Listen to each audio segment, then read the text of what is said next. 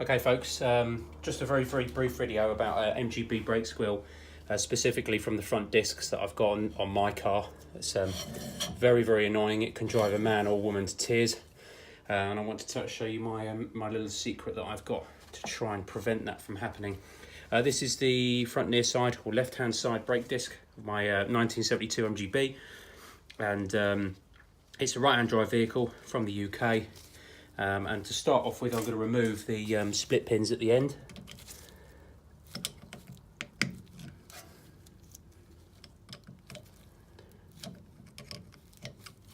Remember the brake pad retaining clips, the fingers should point down towards the centre of the caliper. Just remove those and put those to one side. I jacked up the car and secured it on axle stands prior to starting the video, just to sort of cut down on time. But if you don't know how to do that in complete safety, I'd advise that you desist from doing this and go and learn how to sort of mind your own self, look after yourself. One of them is actually wearing gloves, which is my favourite. Right, so in order to try and prevent this brake squeal, we're going to put two little pads, one at the bottom and one at the top of each side of the brake pads.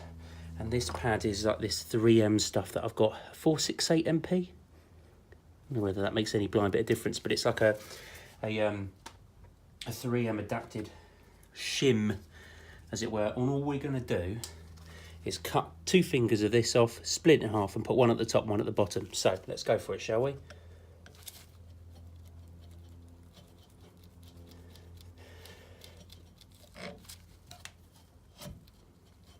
So we've managed to take this pad out on this side. We're just going to clean that up in a little bit. You might have seen my old 3M pad, which is just that little up there, and it was stuck up there, and it's just come loose as I've pulled out the brake pad. And that's because this sort of method only lasts for about 500 miles. But, and that's the longest that I've found it happen, so that one came out much easier. But what I have managed to find is that 500 miles is gloriously quiet in comparison to what it does normally. So, just going to give this a very quick clean up. I'm not going to go too mad. This blue stuff that's on there is actually liquid moly, and we're going to put a little bit back on. Try not to get it on the disc, if you can help it. Okay, so right now I'm just trying to clean up the tops of where I'm going to put the sticky pad onto, which should be where the pad comes into contact. The edge of the pad comes into contact with the metal, and I believe that that is where the vibration and the sound is caused, that squeal is caused. Right, so I'm not going to go too mad. Just going to clean up as best as I possibly can. You can see that I've tried to use copious amounts of liquid moly in the past without much success, but hopefully this will have your success. Just going to clean the surface of the pad. I really don't want that to be contaminated. Just stick that out of the way. Right, so all you're doing is you're taking a finger's width. You're taking a finger's width of this adhesive, this pad. Just cut off the edge. Chop it in half. And how I like to do it is, as I peel back the adhesive strip, just try and stick that. Let's go for the one closest to us first. I should tell a lie, I've cut that a little too thick. Hang on just a second. Just take a slither off. Let's try again. Right, that's much better. And I just like to put that, adhere that to the area where the pad's going to be in contact. Albeit it's slightly awkward for me to get to, that's because the camera's there, but you should be doing this without a camera so that it would make it slightly easier for you. Right, that's that one in. Where's the other one gone? That's old. There it is. Take a little edge off that. I'm going to go too mad. Take the adhesion off.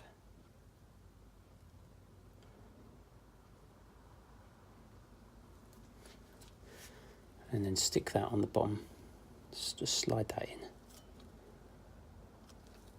slide that into the area. You can see where the liquid moly's helping out there. Right, okay, so I don't know whether you'll be able to see from there, but you'll see that part of the 3M tape, or the 3M backing pad, is a little bit at the top and a little bit at the bottom. What I'm going to do then is I'm just going to put a little bit of liquid moly on the back of that. Okay, just to make our lives a little bit easier.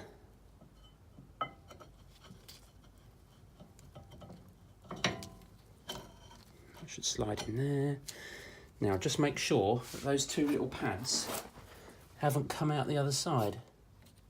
No, that one seems to be in play. And that one still seems to be in play. I can't really see the one on the top from the camera being in the way, but let's do exactly the same on the other side. So cut slither off. Cut it in half. One on the top, one on the bottom. Where have I just put it? This is the problem that you'll get half the time. You'll start losing stuff. That's all old. Let's get rid of that.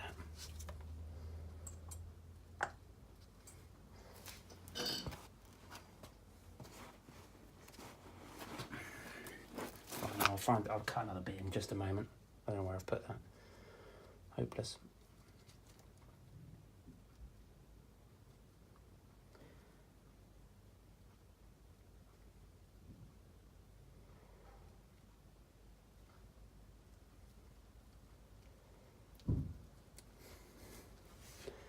Right, so one's going in at the top.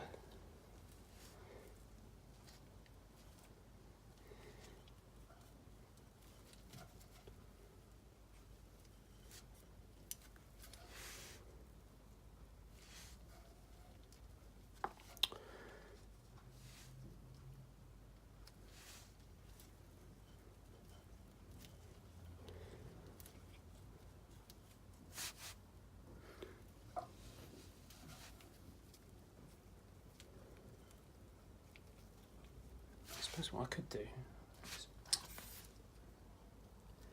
get this through with a needle nose pliers. That might be helpful.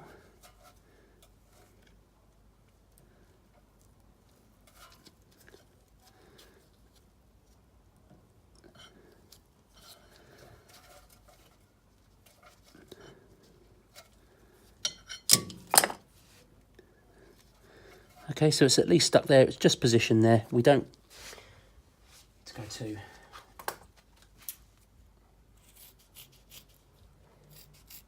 I don't know where the other bit's gone. That I cut off. It's probably gone wayward. For future use.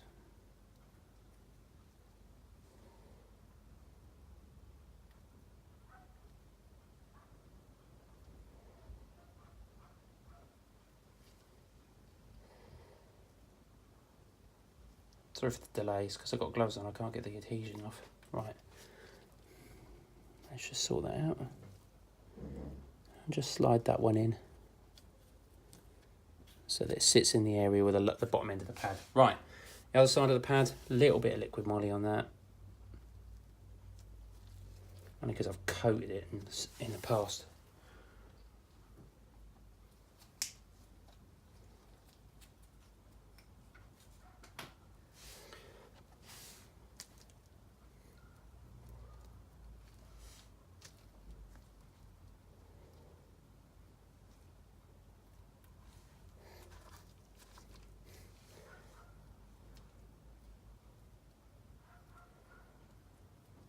Okay, right, and then orientate the pad obviously in the right area, and then slide that back. This one was a lot easier to get out on it, so that should just not naturally just slide in there. A little bit of pressure towards the end. It shouldn't be binding on the disc. If it is, it's only by a little bit. It should just nicely come off when the rotor starts to rotate. Now, from there, you've got your split pins to go back in. It's always an argument about using new split pins, but do you know what? I can't find mine at the moment. So for the purpose of the video, I'm just going to bang the old ones back in. So fingers go down or up, as the case may be, for the bottom.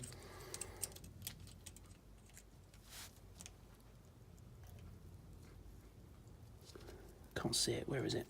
There it is. Right, that's through, but it's cocked that up slightly too low.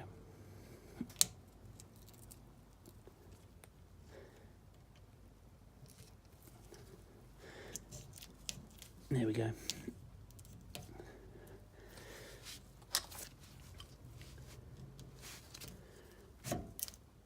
Okay. Is that bent out? No, it is not.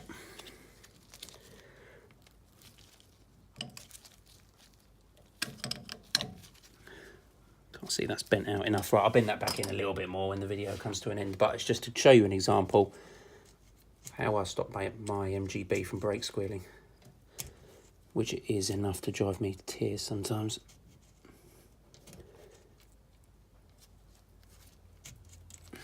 Just move that pad back in just a little bit more.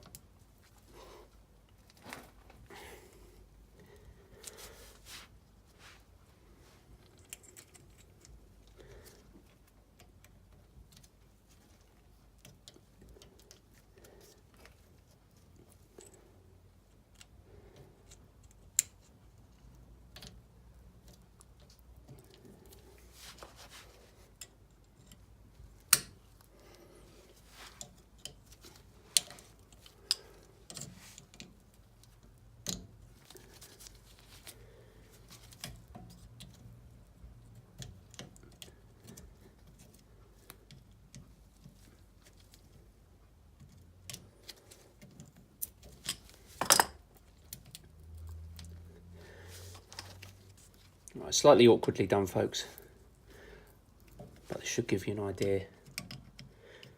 You would be able to do a much cleaner job, no doubt. I'm just trying to do this on the quick so that you guys and girls get an idea of what I'm trying to show you.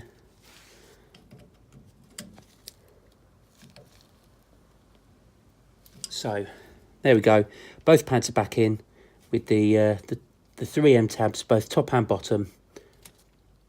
Bit liquid moly paste. I know it's a bit of a mess, but it shows you the idea of what I'm looking for and how I think this might be able to help you out.